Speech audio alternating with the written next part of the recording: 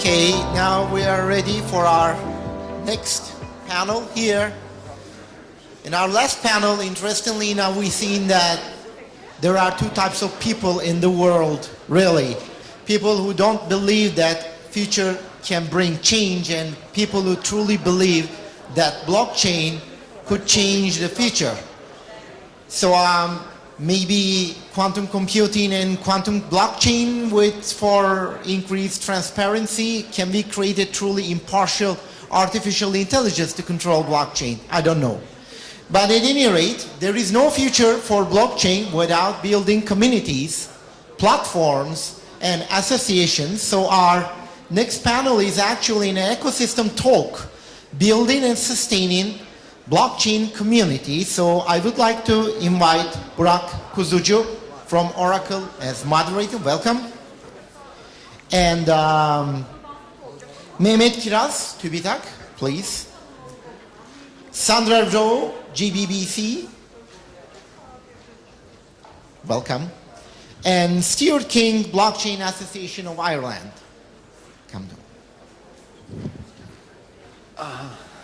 Okay then.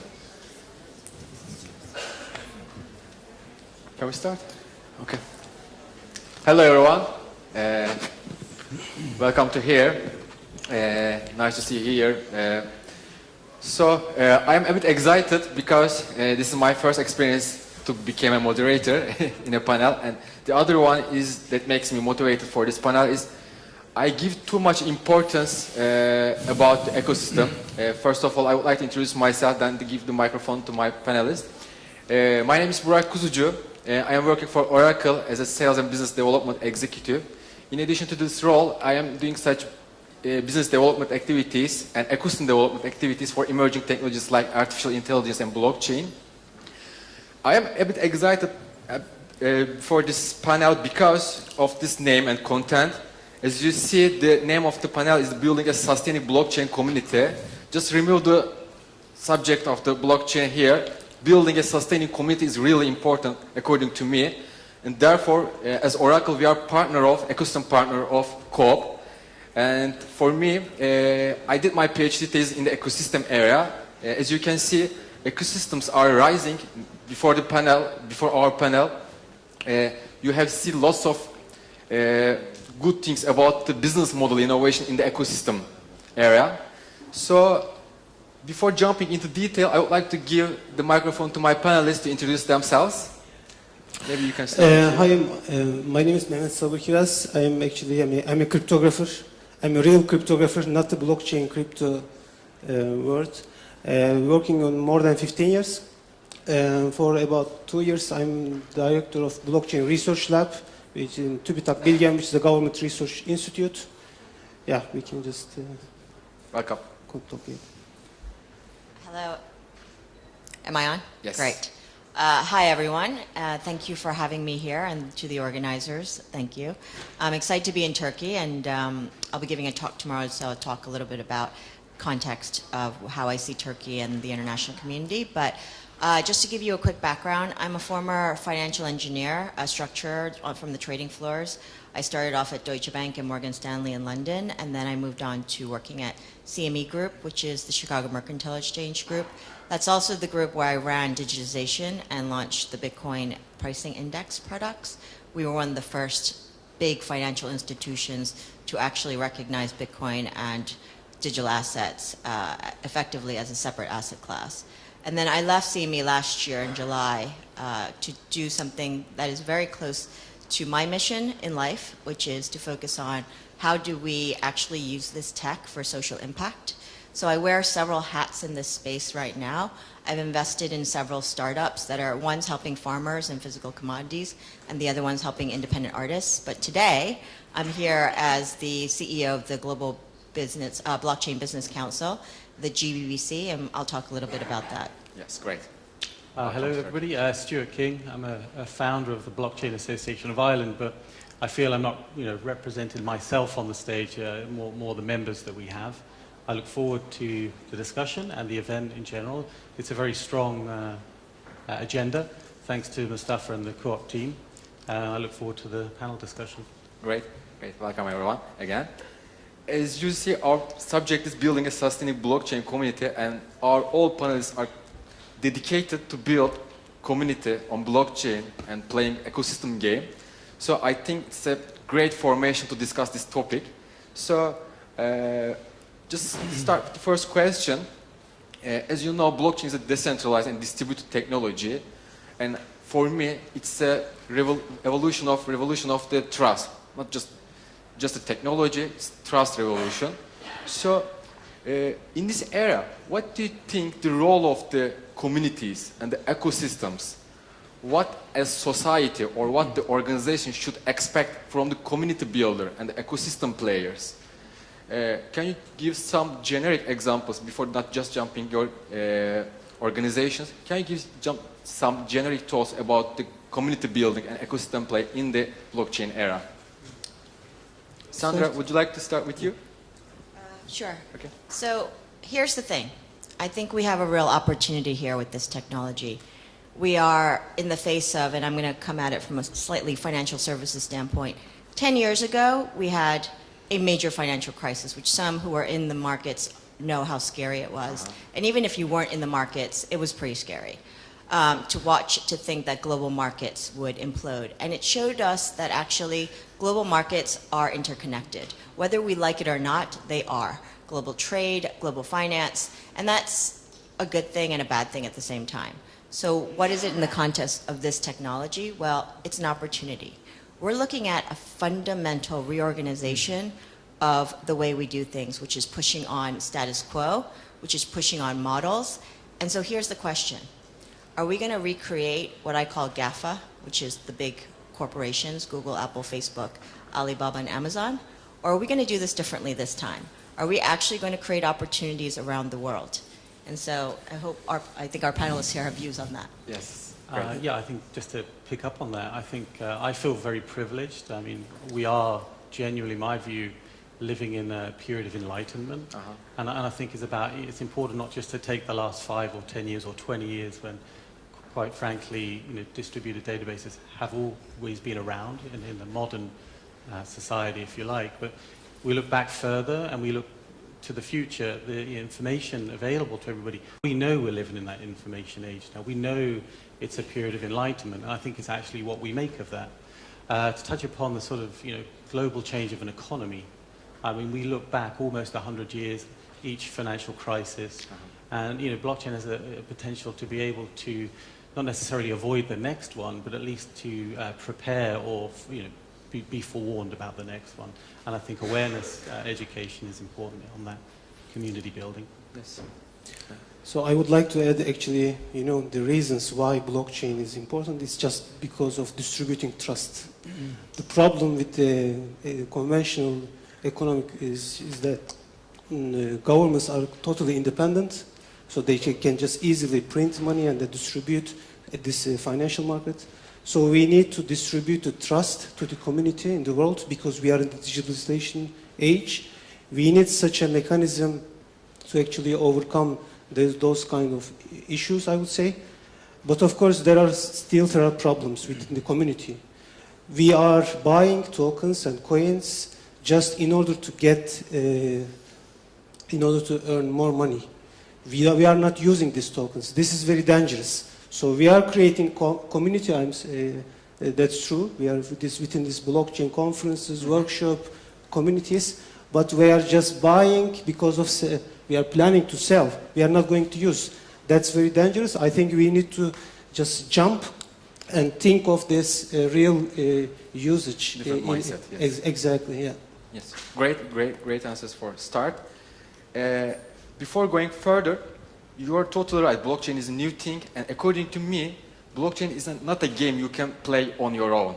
When you just check the use cases, you see lots of parties are coming together, especially from different industries, government, universities, and beyond that, there should be standard development activities that should be handled together. After that, sharing knowledge and experience is really critical. Would you like to give some examples with your organization, how your organization is approaching these areas? Creating knowledge, sharing experience, developing the standard and regulation in your country. Because from Turkey, TÜBİTAK is doing great. In Turkey, TÜBİTAK is doing great job as technology booster. Your organization, GBBC, is based in London. What I know, Switzerland. Okay, but it's an international organization. And Ireland, you are focusing in Ireland, but beyond that, you have goals, I mean. So can you give some examples? What are you doing to build a community? I think it very much starts local. And I think if I think about my journey into the association, it was really for a desire to learn more. And you can read a lot, and it takes a lot of time to read a lot of the information out there, or follow the chats that are online. There's some very good thought leaders out there. But actually there's something sort of special about just actually getting face to face with people and spending time running meetups. And we started very much informal, like many, and then it just grew. I mean, if you looked at our membership, you would think it was a bubble. Yes. But it's because it continued to go up. We evolved into the Irish Computer Society, which is where a lot of the IT professionals sit.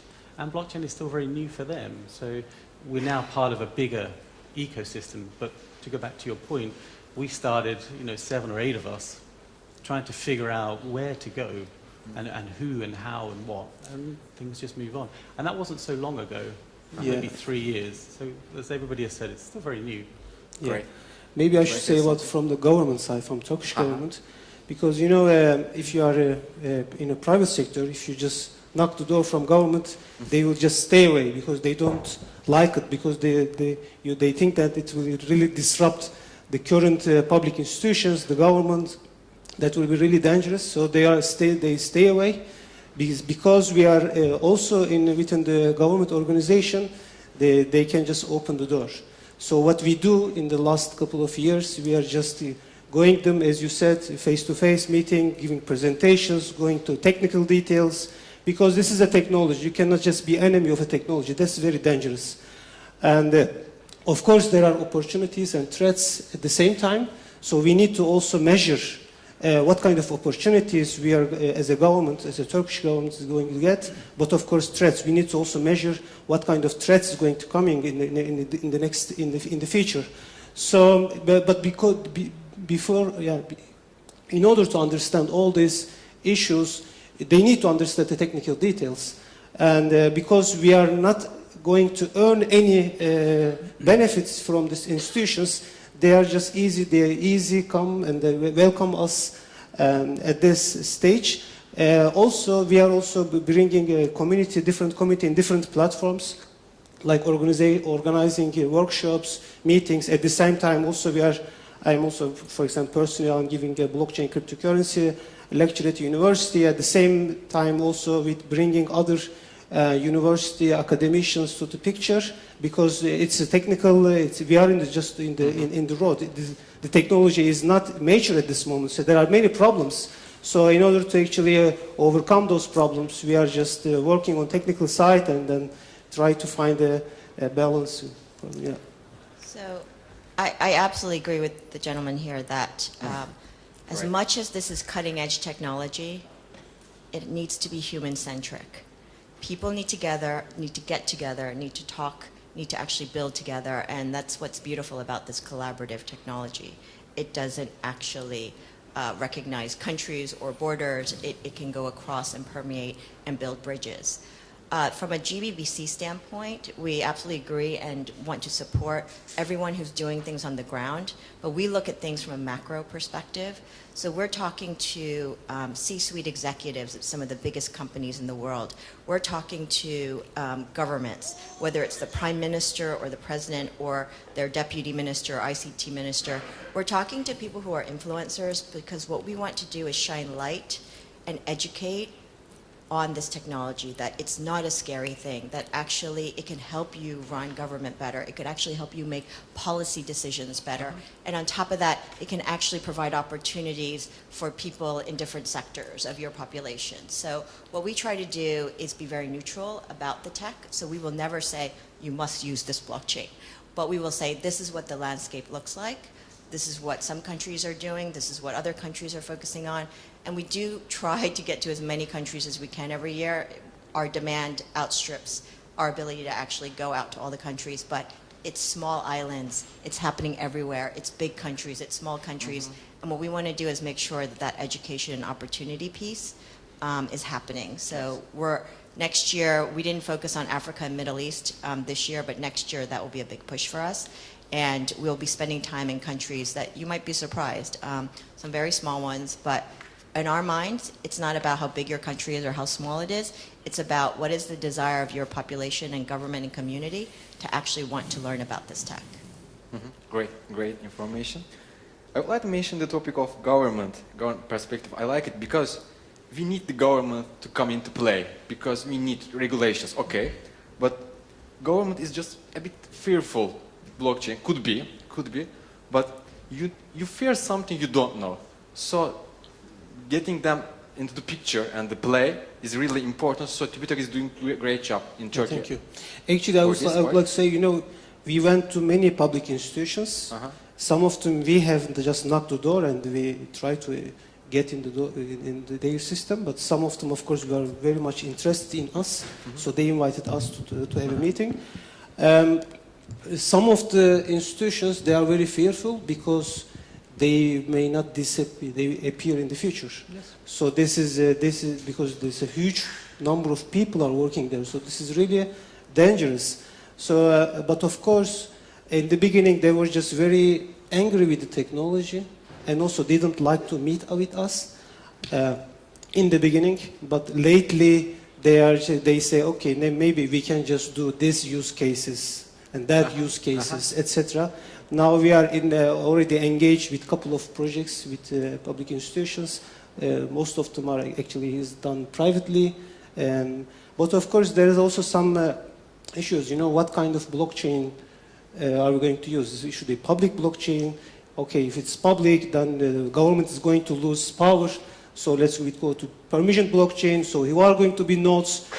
Of course, if you use it locally, then why don't we use the central the database system? So we should go to kind of international systems and the kind of a digital market with an engagement with other countries, etc. So actually it brings slowly we are actually getting to there. Yeah. Therefore, governments should be aware of this fact. Yes. Would you like to say I'm just going to add one more thing to what Mehmet said, which is basically, because this is so global, it's causing mass confusion. We are still at the point where I get questions like, what is this blockchain thing? I've seen it in the news, or I've heard it. But people don't, and they think, and then, so there's two reactions. Either it's fear, like, I don't know this thing is scary, I don't want to deal with it, or it must be bad, right? Because they read the headlines. So media has done a good and a bad job of creating the hype. And then the part that we need to get to is a place where people start unpacking what this could do from an opportunity and development standpoint.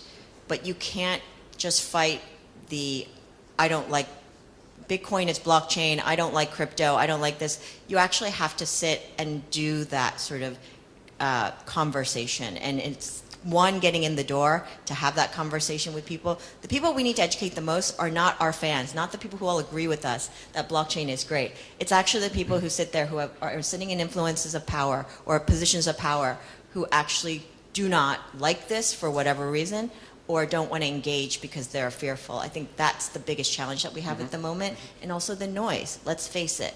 It's been a pretty challenging year of scammers, bad actors in the space not doing a good job helping us, actually show the good side of blockchain. Yeah, maybe to add to that, professionally, I've been fortunate enough in my career to advise a lot of governments and regulators, mainly in financial services, with a lean more on sort of structured finance and insurance. And what you realize is actually the government, in most instances, there's an individual behind, if you're a supervisor of a financial institution, that individual has got a life as well. They're equally interested about the innovation, but they're innovating in their own way. And their own way is to make sure that consumers are protected. And then, it's a highly regulated world, whether you're in food business, pharmaceutical business. I think technology just has to catch that sort of global regulation wave, but only when people understand that. And the desk officers begin to understand how to regulate. And there's a lot of countries leading that way. And I think, touching upon the point you made, Sandra, is that a lot of the smaller countries see this as their way, to the future for their citizens. Turkey, I think, is in a particularly unique position as well. It's geographically well positioned, but also quite outwardly looking. You only have to look at Turkish Airlines flying everywhere. I mean, Yes. it's a sign that people are mobile and open. Yeah, and the strategy and the vision is really important, I guess, because as I know, the Ireland government has put an agenda for innovation transformation. It's not just covering blockchain or another technology, it's a big picture. It's covering not just technology part, people, organization, process, everything. And I think blockchain is the most important one of the parts, I guess, this vision for Ireland. And we will be following your activities again. Yeah, I think just some insight on that. Earlier this year, the Department of Finance, a branch of the government, I guess, we were quite fortunate to be name-checked in the review of the landscape in Ireland. The members are all very proud of that. And then it evolves, and then it really just now has got kick-started. And we've got some great firms that have set up in Dublin more recently, Consensus, and that attracts more, MasterCard, you name the big blue chips. Great. Are beginning to see Ireland now. The challenge that we have is trying to accommodate everything. And going back to your point about associations, we're seeing a huge amount of different associations to serve that need. Yes. So we talk about decentralized organizations or communities or ecosystems. I just think it just has to let it go, and see where it lands, not to regroup and have a hierarchy. It's the very thing that the blockchain is our trying approach is changing to building community it's as what well. the individual makes of it. And and this has been echoed a couple times also in the previous panels, but we're at the beginning. There will be a proliferation of associations, startups, ICOs, whatever have you. I actually say, let's not worry about that too much, because at the end of the day, people and markets have an amazing way of just eventually figuring it out. The good ones will stay, and the bad ones will eventually go away. So I actually feel confident that we will end up with some pretty amazing institutions and associations and opportunities. The thing that I actually do worry about the most, though, from a regulatory perspective, particularly when it comes to digital assets and trading and the notion of next generation crowdfunding, as I call it, for global access to capital. The paradigm itself is really, really interesting to me. I think it's a fundamental pushback on the way the venture capital community has grown up and become establishment. If you're sitting in Turkey or Morocco or some other country, how easy is it for you to get access to venture capital? Maybe in Turkey it's a little bit easier, I don't know, but the reality is for most people in most countries, it's pretty difficult. Why is that? Because the system right now is concentrating pools of money in specific places. You literally have to fly to probably Silicon Valley or New York or London to go get that money. Why do you have to? It's a chance to democratize the innovation from the capital perspective. Yes. We still live in an institutional world.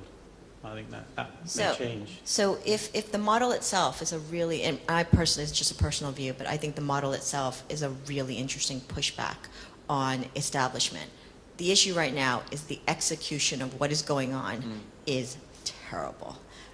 We need to figure out, and this is where I would like to see regulators around the world, and I believe this is beginning to happen, so this is a good thing, but they need to start creating, whether it's a global organization of regulators that need to be formed, I don't know, but the reality is we need regulators, not just in one country or two countries, but around the world, actually getting together and discussing these topics at a much higher macro level. Yes, totally right. Mr. Mehmet, I have one question for you. Maybe you would like to answer as well.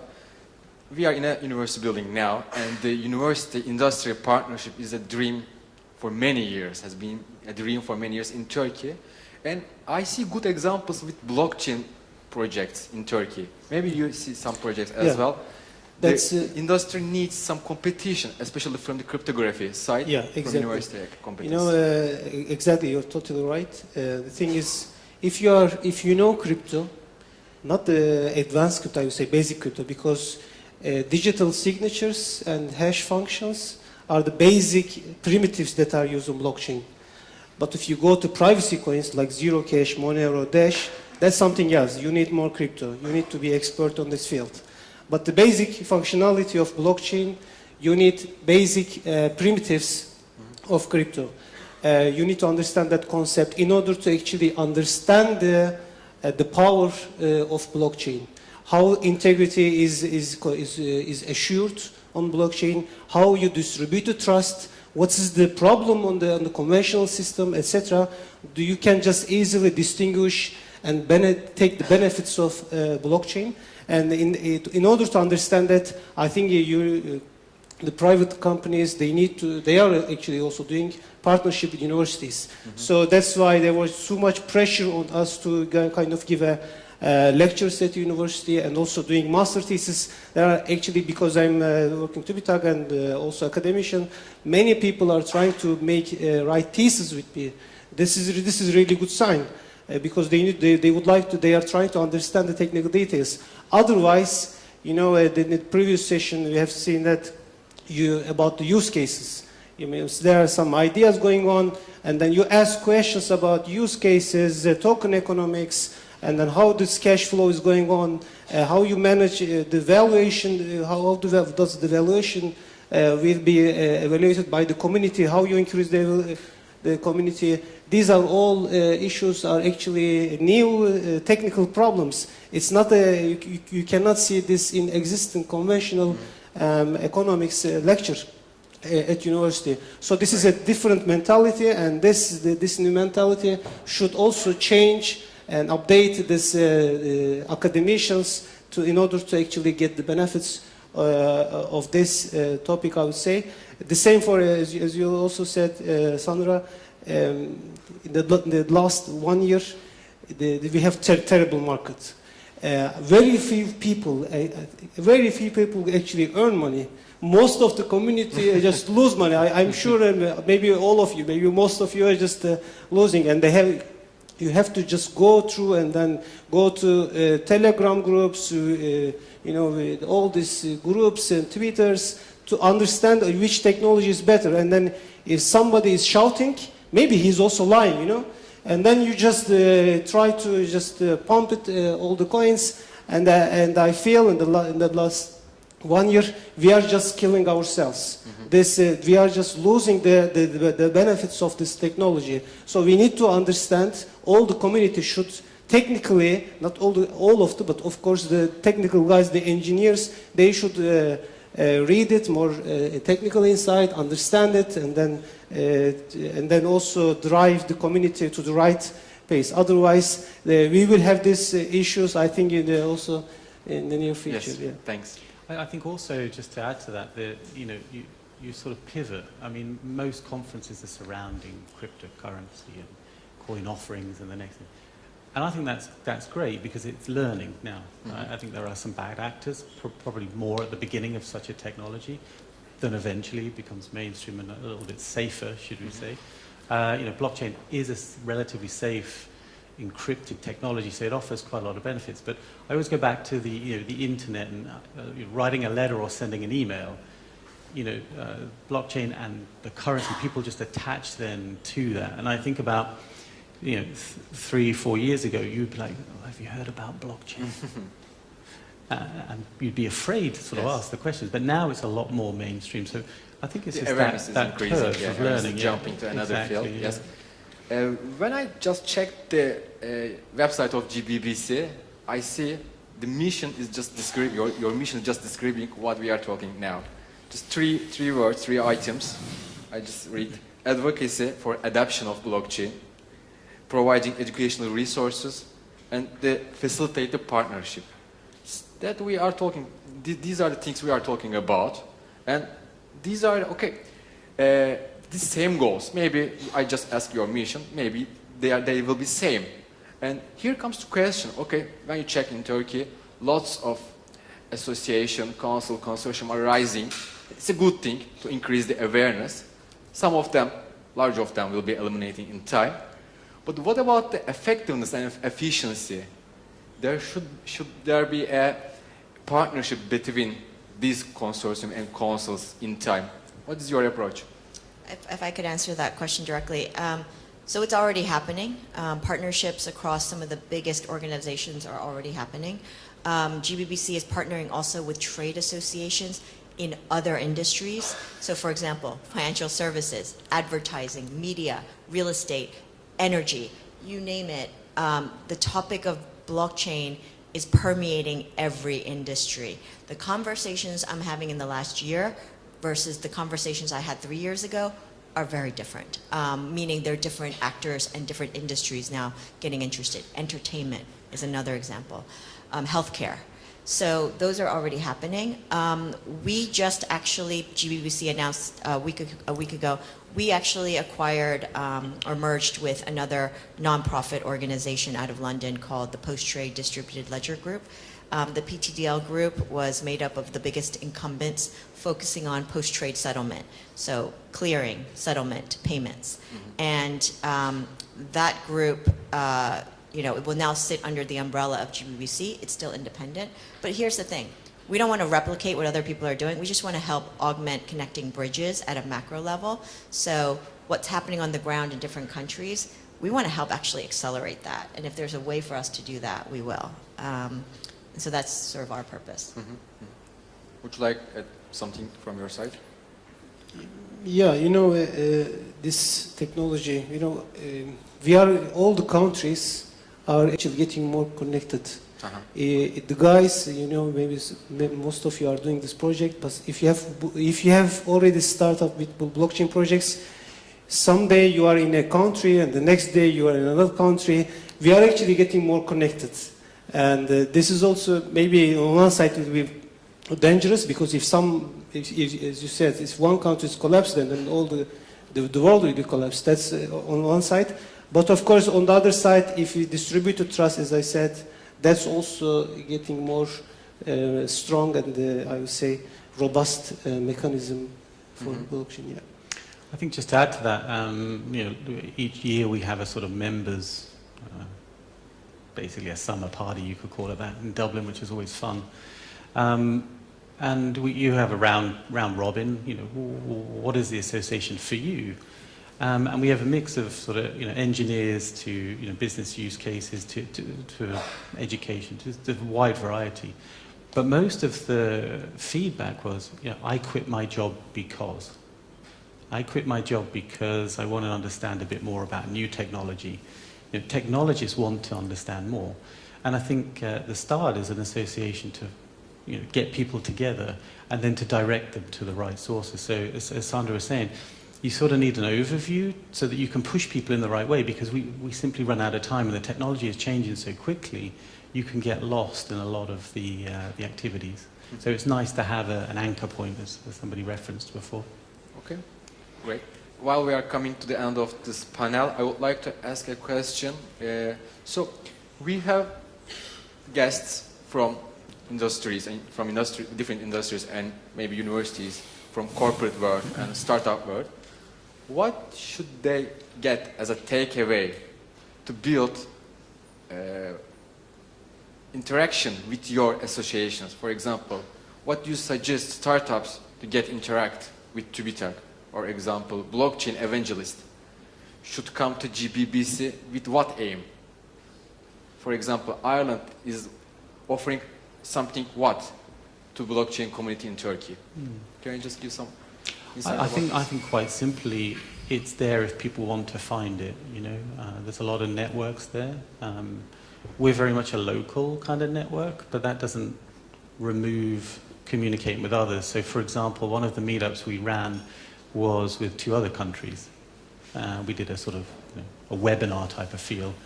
And that kind of works now because you've got the modern technology or webcasting.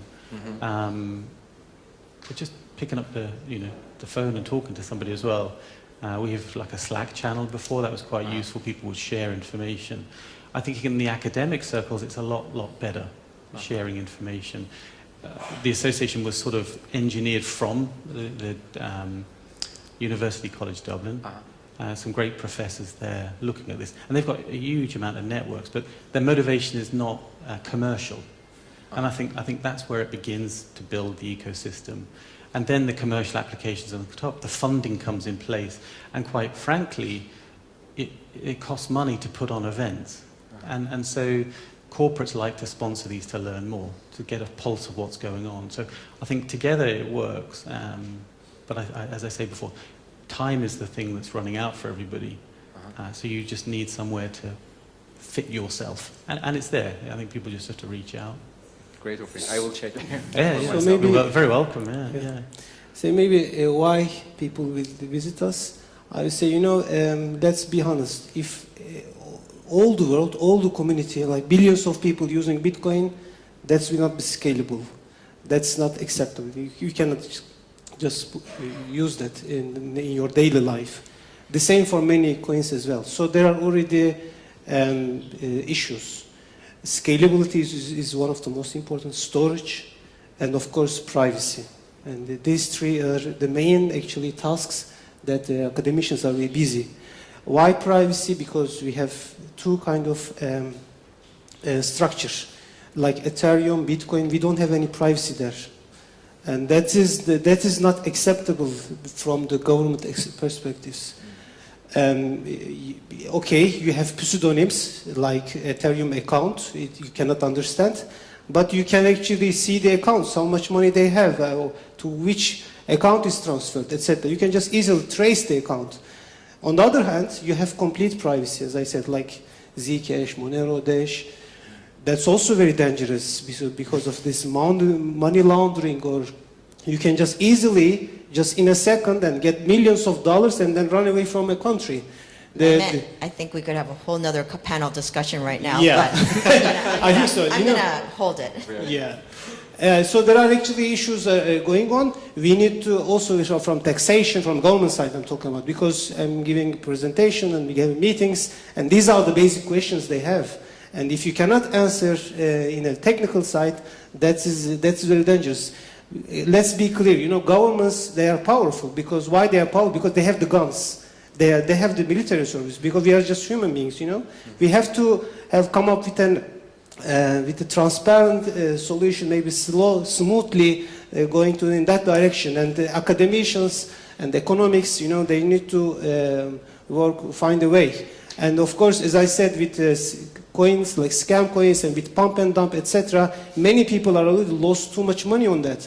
And then if you go at the advocacy, what will happen, And then this actually brings pressure on the government side to put pressure on this community. That's also a chicken and egg problem that we need to. And you need to have brainstorm, and the universities, I think research centers are the center of the solution, because private sector, they cannot just spend too much money on this brainstorming, I guess. I think actually the truth is probably somewhere in the middle. I think governments, everybody has to meet somewhere. I think, again, governments are changing. Innovation in government is different than innovation in commerce. They're interlinked. I don't think we'll ever get away with that. I think the good thing in my view, though, is that we're one step closer to transparency in government. And I think, citizens like that. And I think governments respect that. And I think the truth is somewhere in the middle. Yeah, exactly. The focus should be the benefit of... For everybody, actually. For everybody, yes. So when we talk about the ultimate ecosystem, piggybacking off of actually what both of you have said, we actually need all of the above. So that is academic innovation and pushing the envelope in terms of developing the latest tech. We also need entrepreneurs who will commercialize that. We also need funders. We need the VC and or other sources of funding to actually fund that. We need private enterprise who already are established, know how to run very big businesses to help scale. And then we need government and regulators to start understanding and begin to frame policy that will enhance what's going on. Now, here's the reality. In almost every country I go to, 1 out of the 5 or 2 out of the 5 are definitely missing and or broken. So the reality is we have to work with what we've got in each country, right? Ultimately, the ecosystem really can't thrive without, I would say, all the above. So we've got to figure out at a local level, and this is where GBBC does not spend time. This is where we rely on other associations, like what COOP is doing just by having this forum is amazing. What you're doing with the government is amazing, and what you're doing in Ireland is amazing. What we want to do is say, hey, we're seeing things at a macro level. How can we help you? So here's my question to all of you. How can we help Turkey? And how can we advance this together? Right. Great. Thanks a lot, all to you. Now we are okay now. Do you have any questions to our panelists? One question, then after lunch. Okay. One question there.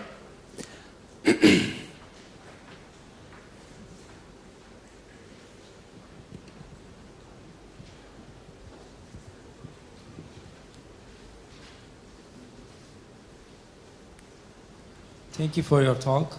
I have a question for Mr. Kiraz. We assume that blockchain is secure. It's based on digital signatures and hashing. And these techniques are being used for decades. For now it is secure, but if we encrypt sensitive data and put it on a public ledger, how will let's say quantum computing in the future will challenge this encryption? It's a very good question. By the way, this blockchain is not meant to be secure. Digital signatures are used for signing a data. Signing a data, a signature, doesn't mean that it's hidden. It's actually public, it's visible to everyone. So signatures are just meant to be to prove the owner of the data. And then hash functions is just used for integrity of data, like as I said, it's blockchain, because you need to block each other and you need to kind of integrate each other so that the data cannot be changed without being detected. So these two techniques doesn't preserve privacy. You need to have encryption. So in order to have encryption, you need to also generate some kind of keys and cryptographic keys in order to encrypt. So one idea is that you, for example, like coins called like Sia coin or Stosh, what you do, you just generate a key on your local computer, you encrypt your data, and then you send it to the blockchain via, as I said, with blockchain primitives, signatures and hash functions. In that way, nobody will be able to get the data at this moment. But of course, if we have quantum computers in the near future, this is called asymmetric encryption, like public encryption, like RSA, elliptic curve, Diffie-Hellman, etc. That kind of cryptographic mechanism will be broken. Of course, if that data is now on the blockchain, all of them will be captured easily if we have quantum computers. But this is not a problem of blockchain. At this moment, you can also retrieve data from Dropbox, Google Drive, from Amazon. It's the same problem also appears for the current infrastructure. So this problem is totally independent from blockchain structure. So the problem already exists for the conventional system at this moment we are using. So it's not a problem of blockchain. I need to insist on this. Secondly, if we have quantum computers, what will happen to blockchain? Nothing will happen, because in order to have this, cryptographic public encryption mechanism will be broken. But in order to also solve this, we have post-quantum crypto. Post-quantum crypto is also as a cryptographic primitives which is resistant to quantum computers. So that's actually helps to blockchain, but also, as I said, it's not on blockchain. It's also for electronic banking, like in SSL, TLS communication.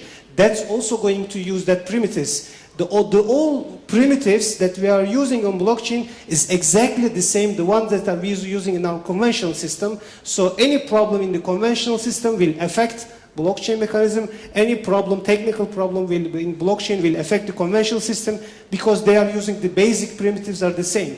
So in order to solve this, post-quantum algorithms will be just used and changed in the in the infrastructures, and then it will be secure against quantum computers as well. Okay, great. Yeah. Exciting future will waiting for us, yeah. And lunch is waiting for us. Okay, okay, thanks a lot for coming here. Thanks.